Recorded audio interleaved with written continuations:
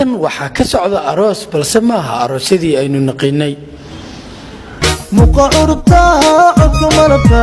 dhaxda uganeeta kadayscelin horta canabkii cabariyahaniyo xarfiga uduga muqa urta codka malabka dhaxda uganeeta kadayscelin horta canabkii cabariyahaniyo xarfiga uduga حسن عبد علي وويل سوماليد وحاونا ديغانيا حلفدا أروسكيسا بلس حلفدا مانتا ماها حلفدي سوماليد صوت أفريكا اي هورو ديغان جيرين وحاونا شيغاي إن حلفداني مانتا او ديغي حاسكيسا اي تاهي حلفد او مدكو تاميي وحاونا نو شيغاي إن درانكيسو آد او فرحسن يهي مادام او رمي رياض حاسكيسا I like this dress.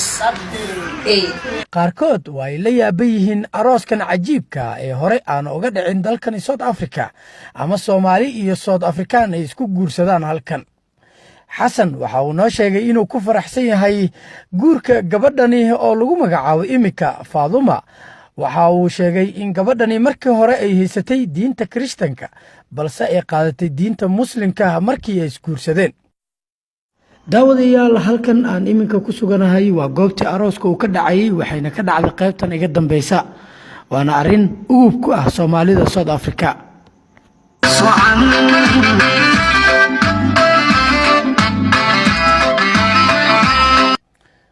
sheekada ayaa waxa xiiso u yeelaya markii uu guursaday ama uu mehersaday Xasan gabadhani waxa ay ahayd 2010ka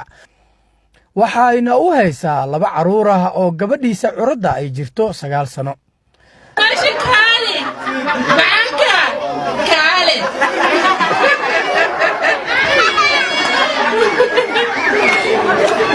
dadka qaar ayaa waxay qabaan in guurkani uu yahay guur qaldan magacayga waa Nuur Yuusuf Cali ku magac dheer abwaan Nuur Gurey run ahaantii waxaan rabaa inaan iraahdo gabadha ajnabiga ugu fiican waxa ka fiican gabadha Soomaaliyeed tan ugu liidan waan guursaday qof ajnabi baan guursaday 2 wiil ba ii dhashay waxaan ula jeedaa sokorta markaad hanbato way macaan tahay laakiin macaanka aad hanbato ku egyahay asaga laakiin timirta marka cunto marba mar ka sii dambayso ayuu sii macaya waxaan ka wadaa dhaqanka ajnabiga ah ee guursato waa hamta hore laakiin raasimaalkiisa dambe ama mustaqbalkiisa dambe awlaadaada taada iyo dhaqan bulsho dhaqaale wax walbaba waxa weeyaan waxaad noqonaysaa gabaabs bismillaahir rahmaanir rahiim saamiya daahir salaam balaydaha marka waxaan ka hadlayaa guurka qofka ajnabiga ah guurka qofka wadankaaga ah markasta waxa fiican gabadha wadankaaga inaad guursatid laakiin qofka dooqiisa waa in la ixtiraamo qof walba dooq buu leeyahay وطاي داود waxa halkan la taaganaya Xasan Cabdi Cali oo ah ninka halkan ku guursaday arooska aha wuxuu guursaday gabar South African balse asalkeedu ka soo jeedo dalkaas Malawi Xasan waxaad nala wadaagtaa dareenkaaga iyo farxadaada maanta waa sidee horta alxamdulillah aad ayaan faraxsanahay waayo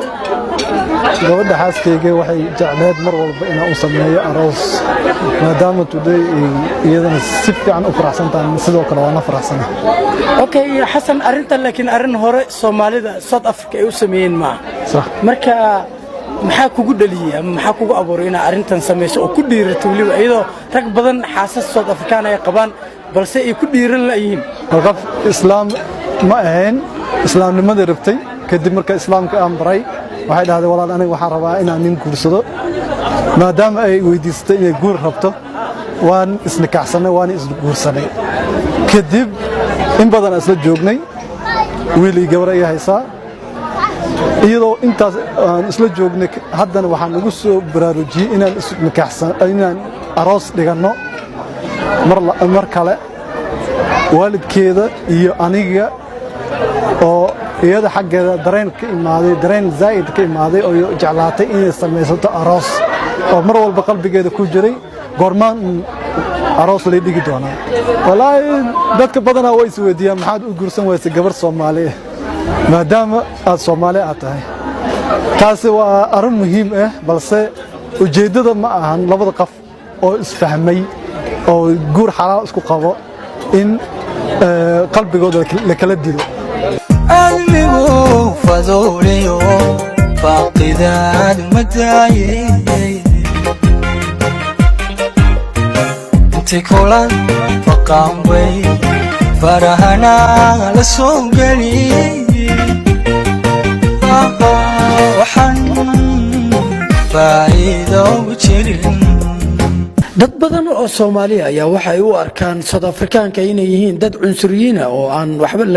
lala wadaagi karin haddaba Xasan ayaa waxaan weydiiyay qaabkii ay u soo dhaweeyeen markii uu gabadha ka doontay marka hore dadkan gabadha xaaskeeda ka soo jeedo si wanaagsan ay ii qaabileen si wanaagsan ay ii soo dhaweeyeen waan ugu farxeen waayo dhaqankii iyo Afrika ka dhaxeeyay oo laboolii la dhiibayay waa la siiyay arooskani hadda waa loo dhigay sidaas zaid ugu faraxsan yihiin oo hadda afkooda ka muujinayeen maanta inay dhaheen Tanzania meesha ku dhamaan rabaa waayo maadaama aan isdhaxgalowno oo dhaxgalkii iyo gabadhayna nin Soomaali oo guursaday Tanzania meesha ka bixi doona saas hada qabsigooda ahaa ma aanan helin wax cilad ama dhibaato aan kala kulmay si wanaagsan ayay isu dhaweeyeen marka ugu horeysay ilaa ay hadda maanta ugu dambayso waa inay ku faraxsan yihiin Abdixakiin Ibraahin magaalada Bulugwani dalkani Koonfur Afrika